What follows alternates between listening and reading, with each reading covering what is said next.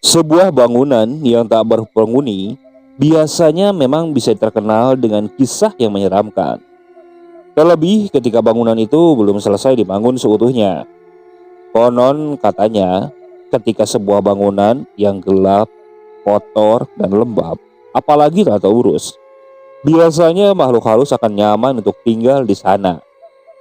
Namaku Dedi. Kisah ini terjadi ketika aku menjadi salah satu mahasiswa jurusan perfilman di salah satu universitas. Saat itu, aku dan 8 temanku memiliki tugas akhir yang mengharuskan kita membuat sebuah film pendek. Saat itu kita mulai berdiskusi, genre apa yang akan kita ambil dan lokasinya akan di mana. Mengingat di tahun itu, ada sebuah genre yang sedang viral-viralnya, yaitu genre horor. Karena saat itu sedang ada ramai dibahas tentang sebuah desa penari. Jadi saat itu kita putuskan kita ambil genre horor saja. Setelah kita berdiskusi, kita pun menetapkan sebuah tempat. Tempat tersebut adalah sebuah rumah susun yang sudah lama kosong. Salah satu temanku yang mengetahui rumah susun tersebut. Nah, mendengar usulan itu ya aku setuju. Beberapa teman-teman yang lain pun setuju. Nah, setelah berunding ini itu akhirnya kesepakatan pun diambil. Kita akan syuting bergenre horor di rumah susun tersebut. Singkat cerita, hari yang ditunggu pun tiba. Segala perlengkapan sudah kita bawa. Kita pun pergi menuju lokasi. Tak lupa saat itu kamera, lighting, kostum, dan properti berupa manekin orang-orangan sudah kita bawa. Ya, kita desain manekin tersebut layaknya hantu yang nanti akan muncul. Kita pun berangkat dan tak berapa lama kita sampai di lokasi. Sesampainya di lokasi, kondisi saat itu memang mendung karena cuaca memang sedang musim hujan saat itu. Sebelum syuting, kita meminta izin dulu kepada PRT setempat karena kita memang akan menggunakan beberapa lokasi di sana. Sampai di rumah PRT, kita langsung mengutarakan maksud kedatangan kita. Kita bilang hari ini kita akan izin syuting di sana, ya mungkin sampai larut malam.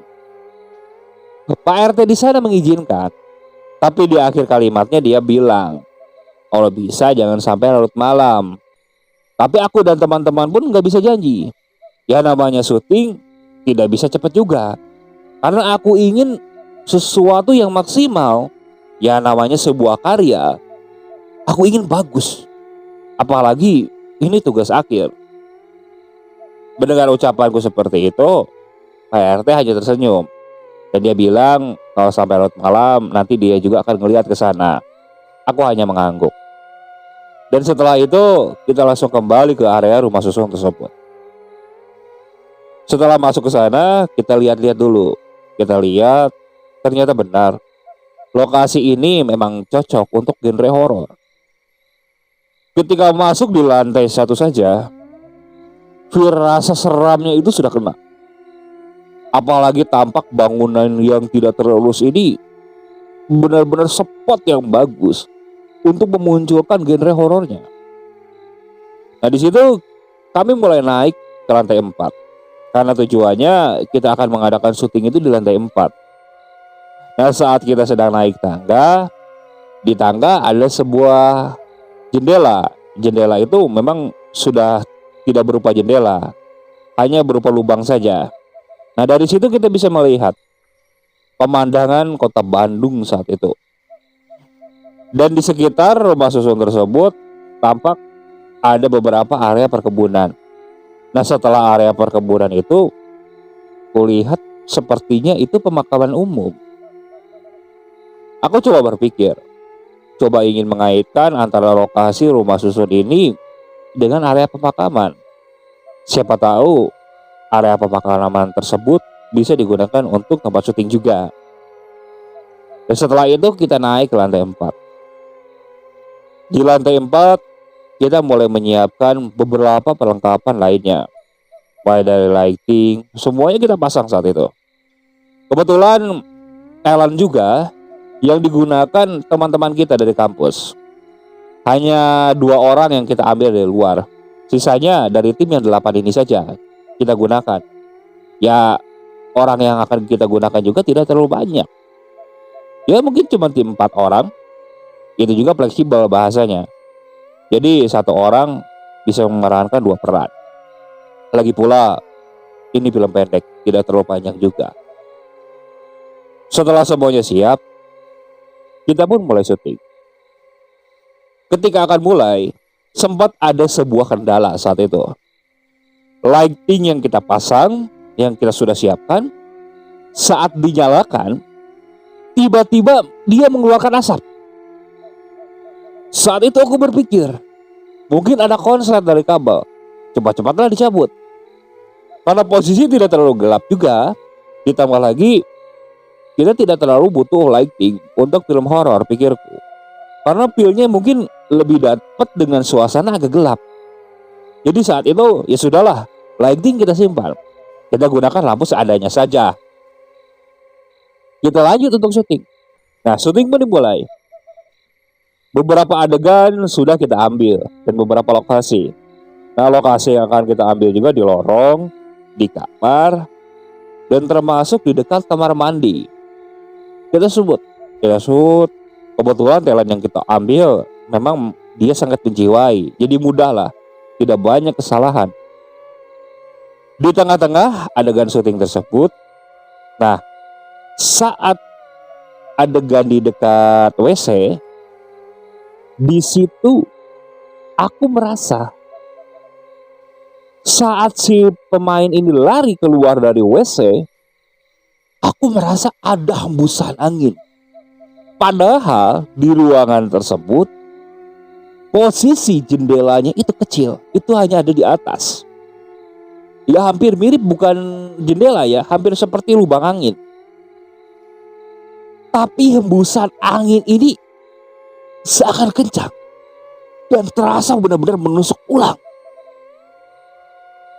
Saat itu aku tidak merasa janggal. Namun saat si pemeran ini lari, entah kenapa aku seperti melihat ada sekelebat bayangan yang keluar dari area WC dan menembus ke tembok. Itu sangat cepat, benar-benar cepat.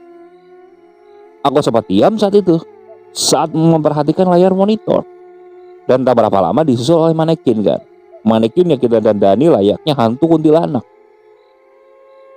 Aku sempat aneh. Awalnya kan gue pikir itu mungkin manekin, tapi kok bisa nembus gitu kan. Penasaran, aku cut dulu. Aku coba ulang di monitor. Nah di situ sosok tadi putih yang nembus ke tembok itu ternyata hilang. Jadi aku pikir mungkin itu hanya halusinasiku saja. Mungkin aku terlalu menghayati tentang film ini. Sudahlah gitu kan. Hingga akhirnya lokasi pun pindah.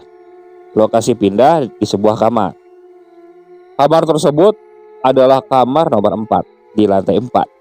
Ya kita buat adegan bahwa di kamar tersebut kesannya angker. Pernah terjadi suatu pembunuhan. Begitu alur ceritanya. Saat adegan di sana, kita buat properti layaknya sebuah ranjang saat itu. Nah, si pemeran tersebut dia sedang tiduran, dan posisinya nanti si kuntilanak ini akan muncul dari tempat gelap. Namun saat akan muncul, akan disertai dulu dengan suara tawa. Saat adegan si kuntilanak ini akan muncul, suara tawa kuntilanak yang kita siapkan di ponsel, saat itu tiba-tiba terdengar duluan. Bahkan bukan dari ruangan, melainkan dari arah lorong. Kita yang sedang syuting saat itu langsung terdiam. Aku menoleh ke temanku yang saat itu bertugas untuk menyalakan suara kuntilanak itu. "Oh, kamu nyalakan?" Ucapku seperti itu yang agak kesal saat itu. Dia bilang, bahkan dia memperlihatkan. Belum aku nyalakan sama sekali. Tapi semua yang ada di sana mendengar suara kuntilanak itu. Hingga salah satu temanku tiba-tiba dia nyeletuk, "Dad, jangan-jangan kuntilanak beneran itu. Udah break dulu. Ucap temanku seperti itu kan. Aku diam. Apa emang bener di sini ada kuntilanak?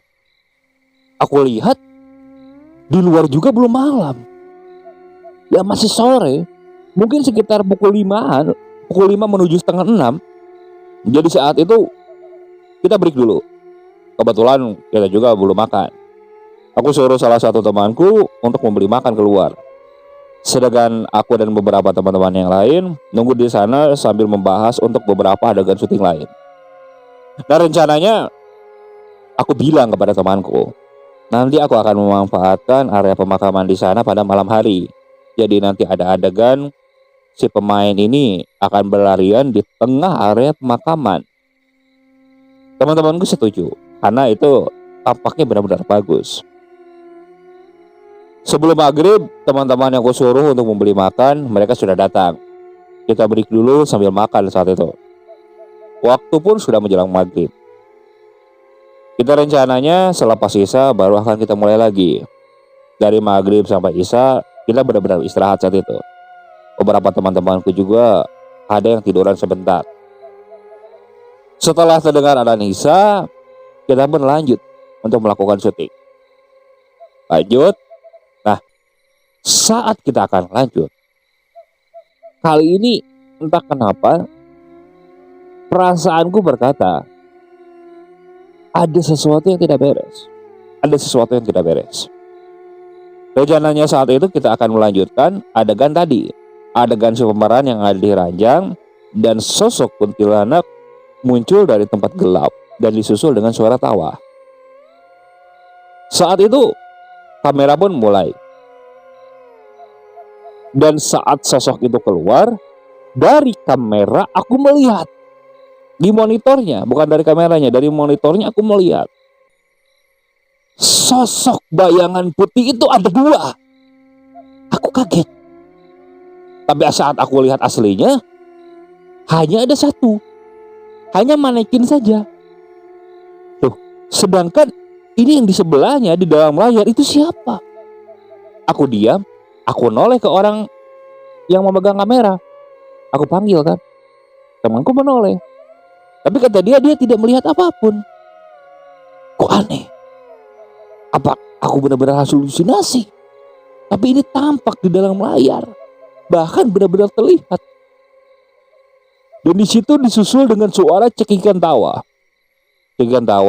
Tapi sosok yang kulihat ini yang satunya lagi, dia hanya diam di pojokan. Hingga akhirnya aku penasaran. Aku cut dulu, aku bangun dan berdiri terus berjalan ke arah sosok manekin itu. Aku berjalan mendekat ke arah manekin, ingin memastikan. Saat aku dekati, memang tidak ada. Tapi di situ ada aroma bau busuk yang cukup menyengat, disertai bau bunga kamboja. Aku diam dan aku mulai merasa merinding saat itu. Teman-temanku menanyakan kenapa. Aku tidak menceritakan saat itu. Hanya kameramen saja yang tahu. Yang sempat aku tanya apa dia melihat sosok perempuan. Tapi si kameramen ini sama, dia tidak menceritakan. Aku kembali duduk saat itu. Syuting kita lanjut. Dan saat aku lihat kembali ke layar monitor, sosok itu sudah tidak ada. Adegan di kamar pun selesai saat itu. Tinggal beberapa adegan lagi, termasuk di bagian tangga. Nah, saat kita akan membereskan properti dan akan dipindahkan, tiba-tiba kami mendengar suara lantunan nyanyi. Ada suara orang yang nembang, tapi nembangnya tidak terlalu jelas saat itu.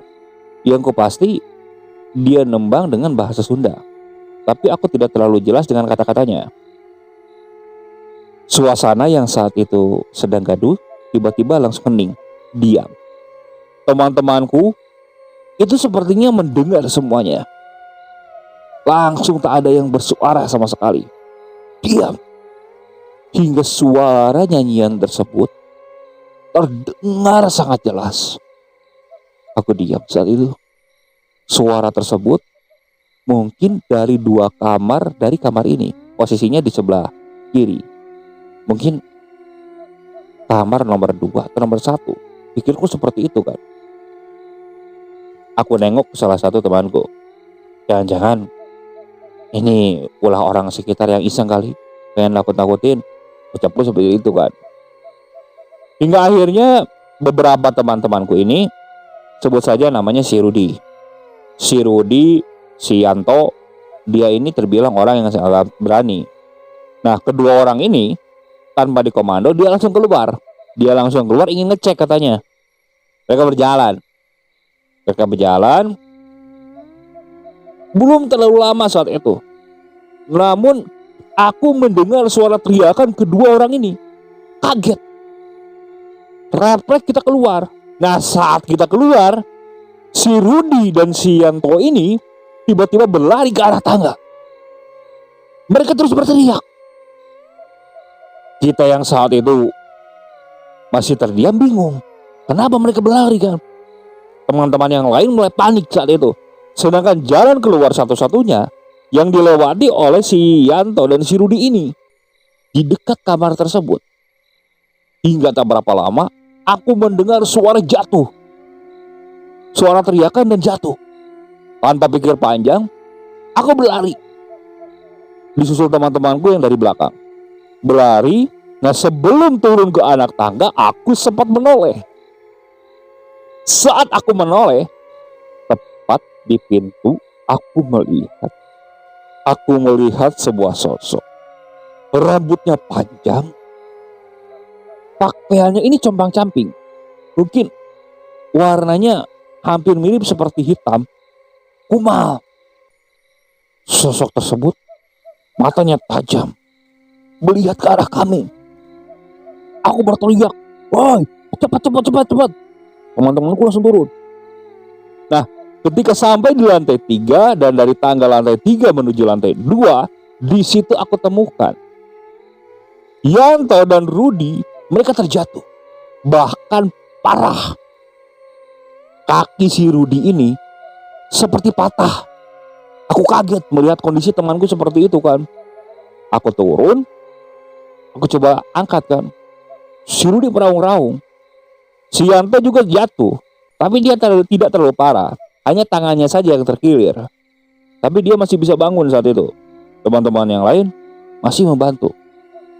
Di saat aku sedang membantu si Rudi dan si Yanto ini, tiba-tiba terdengar suara tawa yang benar-benar mengerikan. Suara tawa cekikikan. Ya, aku tahu mungkin itu suara kuntilanak. Suara itu awalnya dari atas. Aku yakin dari kamar tadi. Namun tak berapa lama, aku seperti merasa suara itu mendekat. Dan seakan sangat dekat. Saat itu aku celinguk. Posisi gelap. Hingga tak berapa lama, tak jauh dari kami, mungkin berjarak sekitar 15 meter dari lorong yang di dekat lantai 2, aku melihat sosok yang berdiri. Sosok tersebut seperti melayang dan mendekat ke arah kami. Aku mulai panik saat itu bersama teman-teman kan. Aku bilang, ayo cepat kita turun aja ke bawah. Turun. Si Rudi saat itu tidak bisa bangun. Otomatis digendong. Karena posisi badannya berat, aku tidak kuat. Si Rudi akhirnya digotong. Si Yanto masih bisa bangun. Cuman dia memegangi tangannya. Nah, kita buru-buru lari menuju lantai 1. Saat kita sampai di tangga di lantai 1, di situ kami melihat kembali sosok tersebut. Namun kali ini tidak sendirian. Tepat di lantai 1 itu, kulihat banyak sekali sosok yang ada di sana. Kita langsung terdiam. Sosok yang rambut panjang dengan pakaian kumal, matanya melotot. Dia berdiri di dekat pintu keluar. Sedangkan di kanan kirinya ini banyak sekali makhluk yang menyeramkan. Yang aku ingat hanya beberapa bentuk saja, yang tidak mempunyai kepala, yang wajahnya rusak, yang rahangnya tidak ada, yang tidak mempunyai mata. Pokoknya benar-benar mengerikan. Sosok tersebut diam, hanya menatap kami, namun tatapannya ini seakan mengisyaratkan bahwa mereka seperti menemukan sesuatu buat mainan mereka. Aku panik saat itu. Aku dan teman-temanku hanya bisa terdiam, sedangkan jalan satu-satunya keluar dihadang oleh mereka. Entah kenapa saat itu aku dan teman-temanku tak ada yang berpikir untuk membaca doa. Entah kenapa.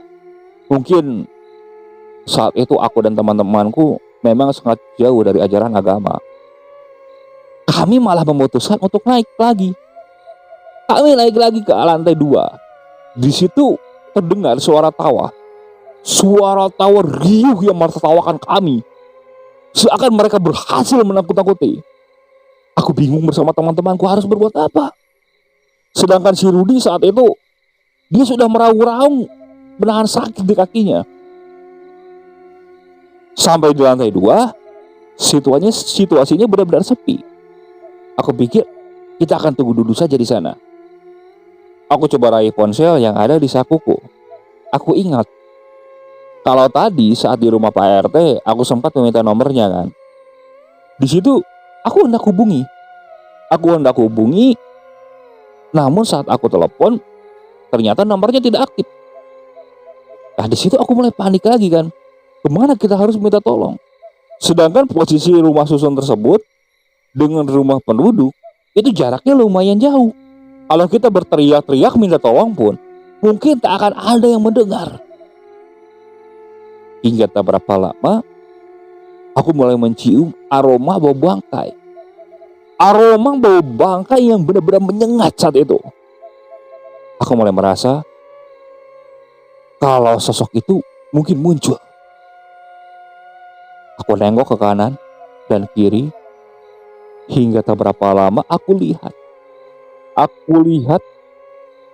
di kamar di lantai 2 ini, di jendela yang di dekat pintunya, seakan ada sosok yang nongol dan memperlihatkan wajahnya. Entah kenapa saat itu walaupun gelap, aku nampak sosok-sosok itu bisa terlihat. Ya walaupun tidak terlalu jelas, tapi aku yakin itu sosok-sosok yang sangat menyeramkan. Aku langsung berteriak saat itu. Teman-temanku yang seakan menyadari, mereka langsung terdiam. Hingga tak berapa lama, salah satu temanku yang bernama Rini, tiba-tiba dia berteriak. Kita yang dalam kondisi ketakutan karena melihat sosok-sosok yang ada di jendela lantai 2 itu, langsung kaget. Posisi si Rini ini berada di tengah-tengah kami. Aku nengok ke arah si Rini. Namun tak berapa lama, si Rini meloncat ke arahku. Dia ngomong dengan bahasa Sunda. Sia, geus wani-wani ngaganggu tempat aing. Sia teu izin ka aing. Kalau dalam bahasa Indonesianya, aku telah mengganggu mereka dan aku tidak izin kepada mereka. Aku bingung karena suara si Rini ini berubah. Aku yakin si Rini ini mungkin kesurupan. Teman-teman yang lain langsung memegangi tangan si Rini. Namun si Rini hanya tersenyum-senyum dengan menggerakkan tangannya. Dia terus menunjuk ke arahku. Terus saja menunjuk. Dia marah-marahiku dengan bahasa Sunda saat itu. Aku takut saat itu. Hingga tak berapa lama, aku mendengar suara riuh dari bawah. Aku mendengar suara riuh dan suara langkah. Terdengar tampak seperti ada suara obrolan disusul dengan cahaya lampu senter. Di situ tanpa pikir panjang aku berteriak. Tolong, tolong, tolong. Tak berapa lama suara riuh itu dan suara langkah kaki berlarian ke arah lantai 2. Dan benar saja, ternyata itu adalah Pak RT dan beberapa warga. Karena saat kita izin, Pak RT sudah janji kalau sampai larut malam dia akan datang ke sana. Melihat kami yang sedang gaduh seperti itu, mereka langsung menghampiri. Terlihat si Rini yang masih marah menunjuk-nunjuk ke arahku. Tanpa diceritakan, sepertinya Pak RT paham bahwa kami sedang diganggu. Tanpa pikir panjang, Pak RT langsung bilang seperti ini, bawa saja dulu keluar semuanya. Alat-alat kalian bawa sekarang, jangan tinggalin di dalam, nanti dibantu oleh warga. Teman-teman kalian sama warga ini ke bawah dulu, yang lain bantu bawa alat-alat. Saat itu aku menemani untuk membawa alat-alat, sedangkan beberapa teman-teman yang lain membawa si Rini ke bawah. Karena merasa ditemani warga, aku tidak terlalu takut kan. Nah, posisi lighting semua dibereskan. Dan kita pun berjalan untuk turun. Nah, saat akan turun menuju tangga dari lantai 4 ke lantai 3, di kamar yang dilihat saat itu sama Rudi dan Yanto adalah sosok perempuan itu. Entah kenapa aku ingin menoleh kembali saat turun, karena saat itu kan banyak warga, pikirku. Saat aku menoleh, aku melihat sosok itu masih ada di sana. Namun kali ini dia lebih menyeramkan saat itu. Tanpa berteriak, aku hendak berlari. Dan saat itu aku merasa kaki kiriku ini seperti ada yang menarik. Sontak aku langsung terjatuh. Parahnya saat itu, saat aku terjatuh, kepalaku langsung membentuk lantai. Aku benar-benar kesakitan saat itu. Aku pegang keningku sepertinya berdarah. Kepalaku langsung benar-benar pusing. Warga yang di sana melihat dan beberapa teman-temanku langsung membangunkanku. Tanpa bertanya, mereka langsung turun ke bawah. Di bawah tampak si Rini ini sudah tidak kesurupan lagi. Namun aku rasa kepalaku pusing saat itu. Pergelangan kaki kiriku juga sakit. Benar-benar sakit. Pak RT yang melihatku seperti itu bertanya kan. Nah, salah satu temanku bilang bahwa aku terpeleset di tangga dan jatuh. Namun Pak RT tiba-tiba melihat ke arah pergelangan kaki. Dia bilang, "Mbak Dedi, angkat celananya, coba lihat." Aku angkat celana panjangku. Di pergelangan kakiku itu tampak ada sebuah luka memar. Luka memar itu membentuk pergelangan tangan. Dan itu terlihat jelas. Aku kaget. Bahkan teman-temanku yang lain kaget. Loh, kok bisa? Padahal saat itu teman-teman dan warga yang menemani untuk mengambil alat-alat, mereka tidak melihat ada siapa-siapa di sana. Pak RT tampak seperti membacakan doa di telapak tangannya. Dan setelah itu diusap-usap dan tampak seperti membuang sesuatu, entah apa saat itu. Dan dia bilang, nanti juga sembuh sendiri, udah. Nah, jadi sosok di sini itu marah katanya. Pak RT kan sudah bilang kalau bisa jangan sampai larut malam. Ya, aku menjelaskan bahwa adegan syutingnya memang belum selesai. Ya, Pak RT paham. Tapi kalau bisa buat kedepannya diikat saja buat adegan di dalam. Kalau mau siang, kalau memangnya takut, nanti akan ditemani oleh beberapa warga. Karena konon katanya rumah susun ini memang sangat angker. Kalau malam tak ada yang berani mendekat. Siang juga warga sekitar tak ada yang berani masuk. Karena sering terdengar suara tangisan, suara tawa, dan suara lain-lain. Dan katanya sosok itu marah dan masuk ke Rini karena aku ini tidak izin di sana, tidak izin. Tapi Pak RT juga ya memang menyarankan izin, tapi jangan diikuti keinginan makhluk tersebut. Sedangkan ketika sosok itu masuk ke dalam tubuh si Rini, sosok itu minta yang lain-lain.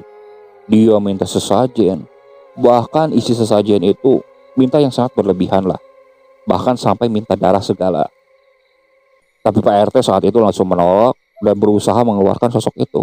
Dan tampaknya sosok yang masuk ke tubuh Syerini kembali lagi ke lantai 4 di kamar 1. Dan saat aku turun, sosok itu sepertinya marah dan langsung mencelakaiku. Di situ aku coba menarik nafas. Aku ada perasaan lega kita bisa semuanya selamat. Ya walaupun tidak semuanya. Rudi, Yanto, dan aku sendiri celaka. Apalagi melihat Rudi paling parah. Kakinya patah saat itu. Dia terjatuh bukan dengan posisi kaki yang salah. Kita break saat itu. Aku bawa Rudi untuk berobat dulu. Begitu juga dengan Yanto. Sedangkan kepalaku ya memang masih pusing, tapi tidak terlalu sakit. Untuk kedepannya saat itu kita cut saja adegan di sana, kita ganti adegan di tangganya di lokasi lain. Karena dengan kesepakatan teman-teman saat itu, ya aku juga takut harus mengulang kembali ke rumah susun itu. Itu menjadi sebuah pelajaran bagi kedepannya ketika aku akan menggarap sebuah film. Ketika kita datang ke suatu tempat yang mungkin tempat itu angker, mau tidak mau kita harus izin dulu. Tapi bukan berarti kita harus mengikuti keinginan makhluk di sana. Karena ketika kita mengikuti keinginan mereka, mereka malah akan semakin menjadi. Oke, sekian untuk cerita kali ini. Saya mohon maaf apabila masih banyak kekurangan dalam pembawaan ceritanya. Kritik dan sarannya silakan kalian bisa cantumkan di kolom komentar. Tak lupa saya juga ucapkan terima kasih kepada narasumber yang sudah membagikan kisahnya, termasuk para penonton yang sudah mampir dan mendengarkan cerita dari channel Rentera Keramat ini. Semoga kalian selalu diberikan kesehatan, dilancarkan rezekinya, dan dijauhkan dari musibah. Terus ikuti cerita yang dibawakan oleh channel Rentera Keramat ini. Assalamualaikum warahmatullahi wabarakatuh.